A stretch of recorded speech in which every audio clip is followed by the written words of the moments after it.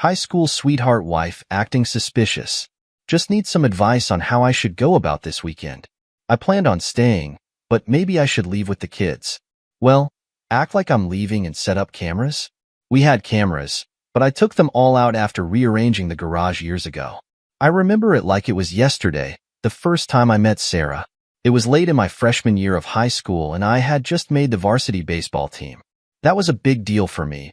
Being a starting second baseman as a freshman, the attention and popularity came with it, but I was laser focused on the game. Then came the charity game, where our baseball team played against the softball team to raise money for the Children's Hospital. That's where I first saw Sarah. She was the first baseman for her team, and I couldn't deny she was beautiful. A lot of the guys on my team were talking about her, trying to get her number, but I wasn't interested in that. I was focused on winning the game. During the game, after I hit a single, I ended up on first base where Sarah was playing. I didn't think much of it at the time. I didn't acknowledge her at all, not even after the game or during the pregame meeting to discuss the rules. Apparently, that caught her attention. She told me later that out of all the guys who tried to talk to her, I was the only one who didn't, and that intrigued her. A few weeks after the game, Sarah asked me to prom. She had gotten tickets from her best friend, who was a junior and didn't want to go. I wasn't the type to turn down a dance, so I said yes. Little did I know, that night would change everything. That night, we lost our virginity to each other, and for the rest of our freshman year and the summer, we were inseparable. We found every possible place to sneak off and be together. Closets in school, secluded spots on campus, anywhere we could be alone. Sarah had a high sex drive, and I was more than happy to keep up with her. Looking back, it was our intense physical connection and the fact that I didn't chase her like the other guys that brought us together. Our relationship was solidified with moments like our first prom, skipping school to be together, eating at different restaurants, and getting each other promise rings that summer. And of course, the charity game where we first met. But it wasn't always smooth sailing. Sarah was very popular and a lot of guys would text her. She handled it well, always blocking numbers and reassuring me that she only wanted me. She was open and honest, even giving me her phone's PIN. She hated the idea of cheating, and she made it clear that she was committed to me. This reassurance wasn't really needed, but it was nice to know she felt that way. Throughout high school, we were in many of the same classes and we excelled academically. We were partners in group projects and participated in activities together. We were inseparable and everyone saw us as a perfect couple. Sarah came to as many of the baseball games as she could, and I attended a few of her softball games when I could. My dedication to baseball was intense, and she understood that. Our school had a partnership with the local college, offering free tuition to students with a GPA of 3.5 or higher. I had a 4.0 GPA, which meant I had plenty of scholarship opportunities. By the time I entered college, I was making about $1,800 per semester from scholarships. Sarah and I decided to attend the same college, not wanting to be burdened with student loans. We lived comfortably during college, and I proposed to her at our graduation ceremony.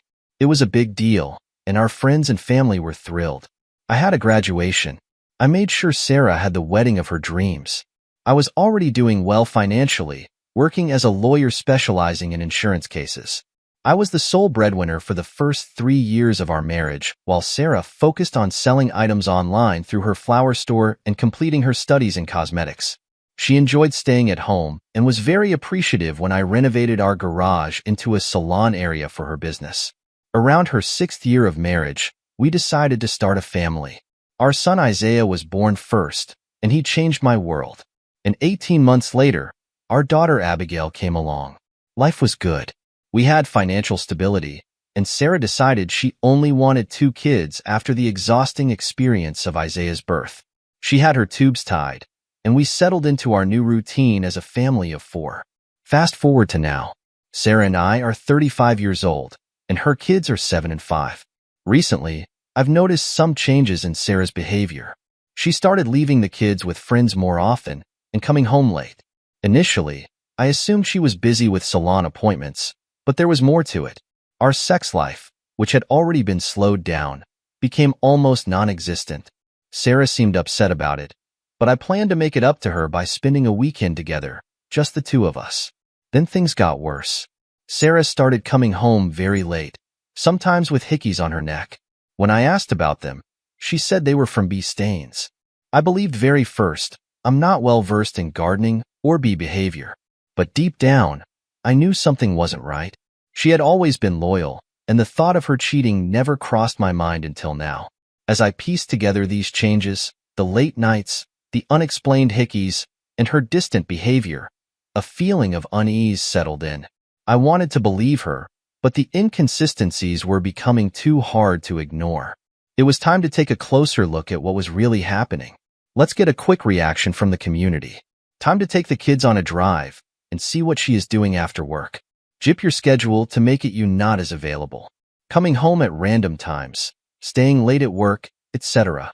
Your unpredictable behavior will force her to change, or just simply ask for her phone, like right after you read this, and say to her, something is not sitting right with me. The hickeys, the staying out late, the lack of sex, I believe you are having an affair, so I'd like to go through your phone with you right now. Her response will give you everything you need. Her responses will include that it is an invasion of my privacy. Her response, I understand that, but your reactions weren't my invasion. And do you believe this marriage is not worth saving? No?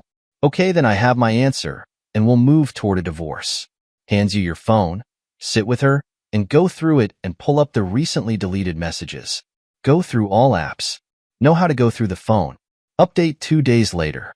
I want to start by expressing my deepest gratitude to everyone who reached out to me through DMs. Your support and advice have meant the world to me. A special shout out goes to Adriana, who was one of the first to offer her insights.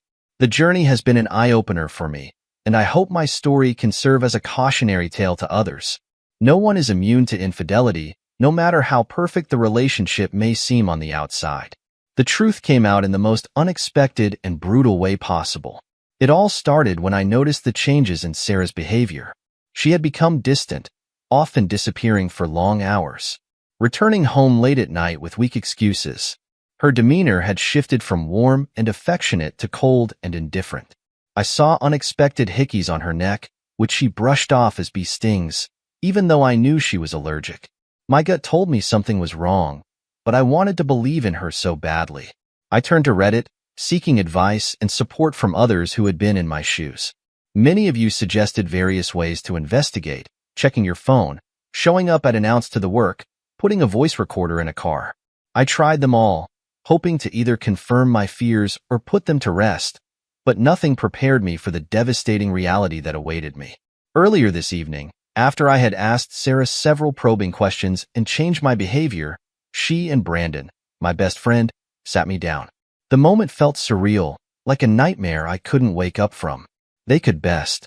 Sarah and Brandon had been having casual sex for about a month. It usually happened in her car after her appointments were over. Sarah claimed it was because she felt pressured and needed to escape.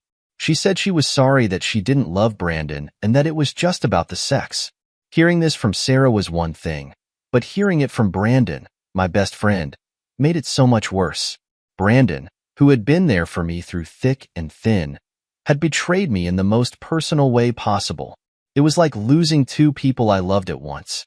Sarah thought I would try to work through this, believing that her need for more sex justified her actions. She mentioned that she had complained to me multiple times about her infrequent sex life, and when I only apologized without changing, she turned to Brandon. In her twisted logic, it was okay because she trusted him and knew I did too. I felt a cold rage settle over me. I told her she was getting served in 2 weeks. Her reaction was explosive. She became violent, throwing things and screaming. Brandon stepped in, trying to calm her down, and took her away as she cried and yelled at me. An hour later, she texted me, begging for forgiveness, claiming she didn't want a relationship where the sex was infrequent. She said she thought it would be okay if it was with Brandon because she trusted him and knew I did too. At that moment, I realized Sarah was insane. Her justifications were twisted and delusional. The one I thought I would spend the rest of my life with had become a stranger. The person I loved and trusted more than anyone in the world had betrayed me in the worst possible way, and the person who should have had my back had been complicit in it. To everyone reading this, please be aware that even the most seemingly faithful partner can betray you. Infidelity can happen to anyone. Sarah and I were perfect, or so I thought. We had built a life together from high school sweethearts to loving parents. But now I see that even a woman who reassures you constantly can lie. She can look in the eyes and make promises she has no intention of keeping.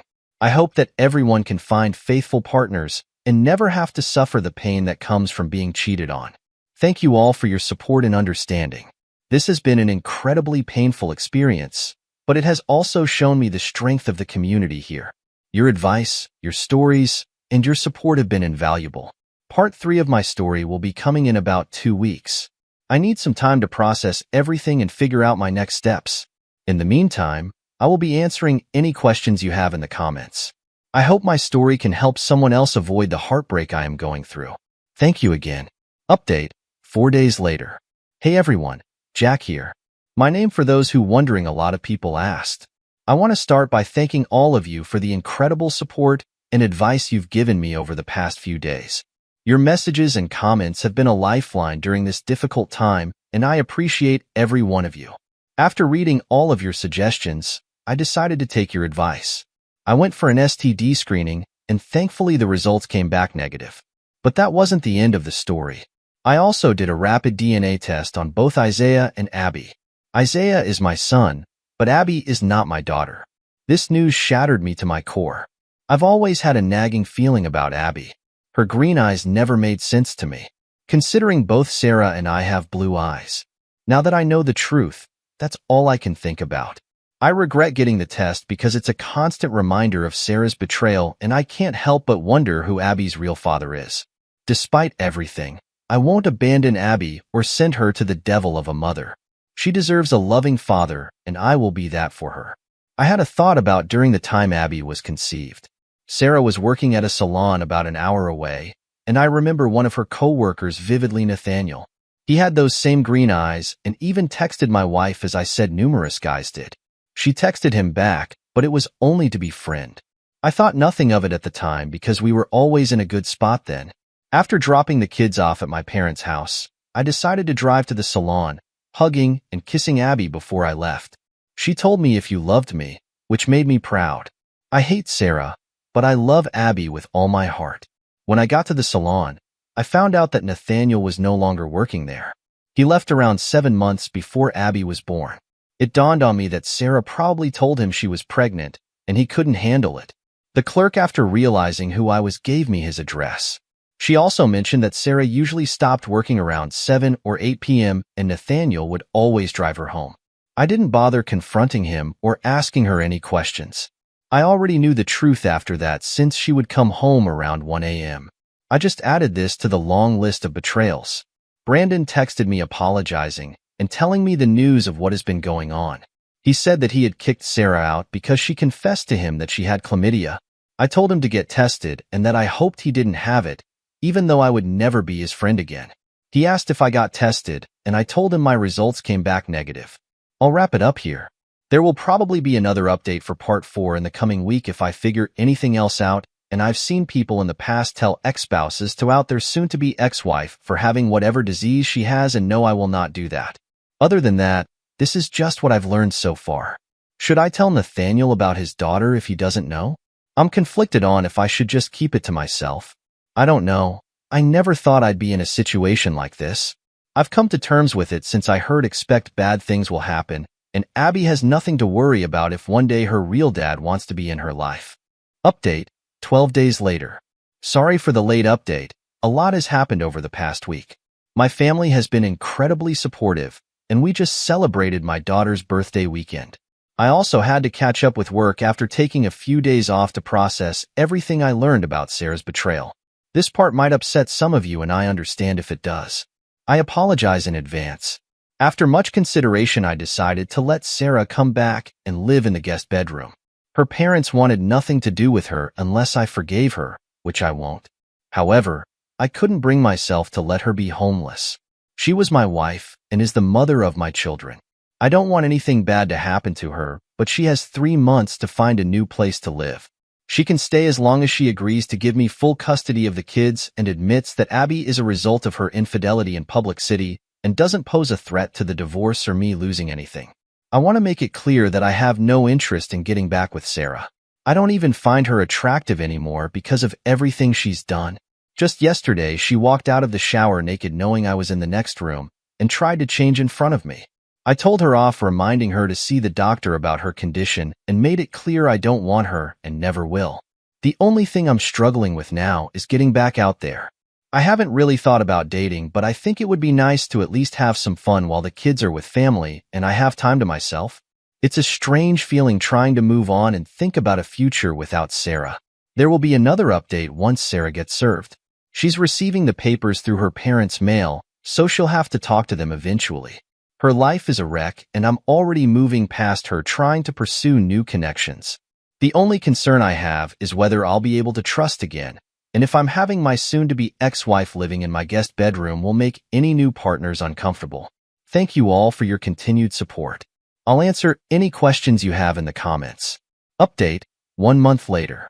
It's been over a month since my last update, and I can't thank you all enough for your help, but the best thing I could do is to give you what you wanted and write an update.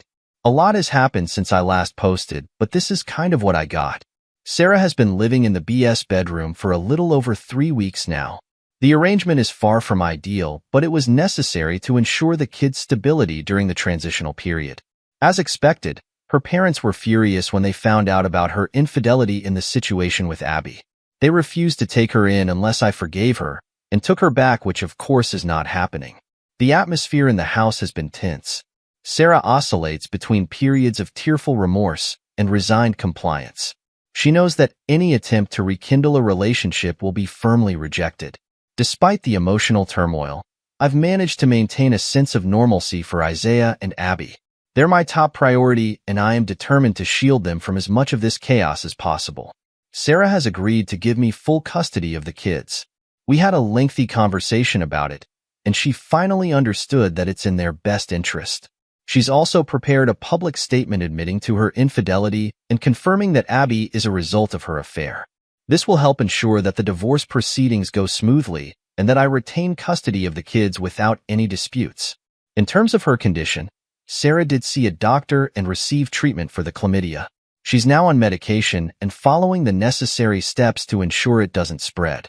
This whole situation has been a wake-up call for her, and she started therapy to address her issues.